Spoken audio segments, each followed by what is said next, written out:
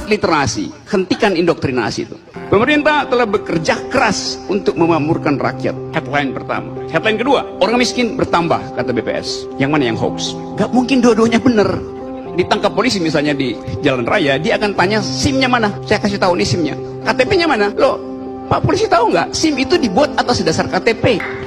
Saya kritik pemerintah, akan dibilang begini, sebaiknya Anda berkaca diri dulu, lihat Anda sendiri sebelum mengkritik pemerintah. Loh, pemerintah kalau dikritik itu urusan publik, kesalahan saya urusan privat. Jadi publik intelektual kita tidak dirangsang untuk berpikir sebaliknya.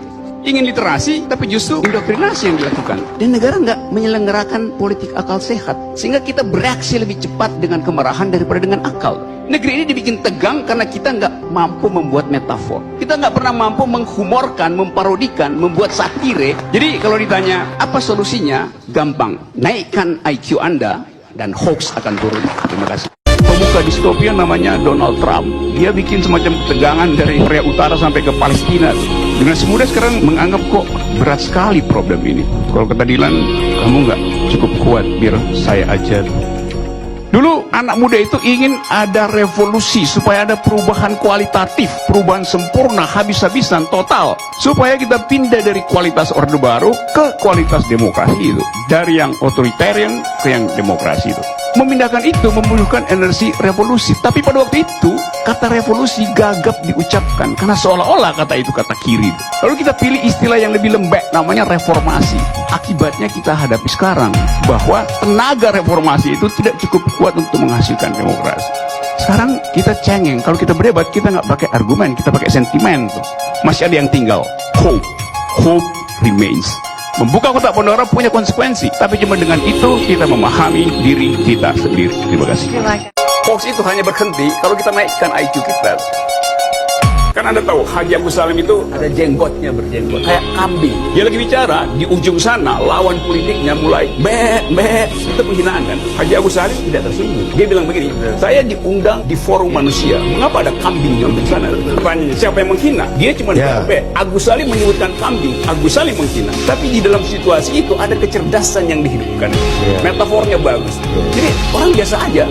Karena ada pertandingan pikiran. Di sini tidak ada pertandingan pikiran. Itulah biasa kita, sehingga kita langsung bilang, oh itu hina. Jangan sampai kondisi itu kemudian membatalkan kebebasan berpikir. Itu poin saya. Saya concern pada dua hal. Yang satu adalah kebohongan, yang dua adalah kedunguan.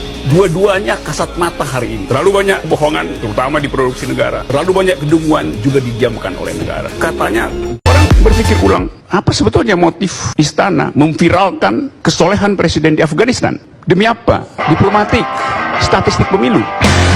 Yaitu ini adalah semacam persiapan Republik sedang hamil tua, isu hantu komunis diucapkan di situ. Lalu dikaitkan lagi dengan, ya kan memang dari awal ada semacam persekusi terhadap ulama itu. Ada surplus kebenaran di pihak penguasa untuk meyakinkan bahwa hanya kami yang Pancasila, yang lain adalah berbahaya itu. Jadi kalau disebut ada orang gila, semua manusia itu punya potensi untuk jadi gila itu. Problemnya adalah upload nggak kegilaan itu. Jadi gila itu adalah hak asasi manusia. Kebenaran akademis ditentukan oleh Menteri Dalam Negeri. Apa nggak gila tuh? Kita anggap Menteri Dalam Ngeri. Kalau salah baca tuh. Jadi kalau ada orang gila beroperasi, pasti ada orang yang lebih gila lagi yang mengendalikan orang gila itu. Oh, tidak bikin infrastruktur, memang dia belum bikin. Gagal di dalam membela lingkungan, memang dia tidak lakukan. Karena dia belum punya power untuk mendelegasikan idenya tentang kekuasaan ke dalam birokrasi. Power tends to corrupt, absolute power corrupt absolutely. Karena itu demokrasi memberi fasilitas untuk pergantian kekuasaan melalui kompetisi politik. Hak asasi manusia misalnya, itu beban Prabowo yang saya kritik itu. Pak Jokowi punya beban hak asasi manusia nggak? Punya, karena memelihara pelanggar HAM di dalam kekuasaannya justru. Pak Jokowi tidak punya hak moral untuk mengkritik hak asasi manusia Prabowo. Hak asasi manusia mesti diselesaikan oleh pemerintah manapun. Itu perintah undang-undang. Di dalam hukum berlaku prinsip habeas corpus. Selama kasus itu belum ada di depan pengadilan, before the law, maka harus dianggap pelanggaran hak asasi manusia masih berlangsung. SBY juga, Mega juga, ya boleh. Terus sampai ke belakang, Majapahit segala macam. Presiden Jokowi tidak boleh secara etis menuduh itu pelanggaran HAM. Karena justru tugas dia untuk mengadili melalui pengadilan yang bersih dan tidak dia. Asbabun nusul dari korupsi adalah politik. Korupsi dalam format Bhinneka Tunggal Ika. maka seharusnya bukan sekedar pada Novanto, karena jaket warna orange itu kan sebetulnya campuran antara warna kuning dan warna merah, baru disebut orange itu. Panggung selalu ada dua, yang di depan dan yang di belakang. Orang selalu sebenarnya ingin mengintip di belakang, karena di belakang ada kasakusuk, ada asik masyuk. Yang dipentaskan itu urusan 300 juta, 200 juta, ya itu gampang betul lah, itu pasti transaksinya langsung saling tangkap itu. Tapi kalau udah triliunan, itu pasti nggak ada transaksi langsung. Uang itu pasti berlapis tibanya, karena memang direncanakan agar supaya alibinya juga berlapis. That's the logic itu.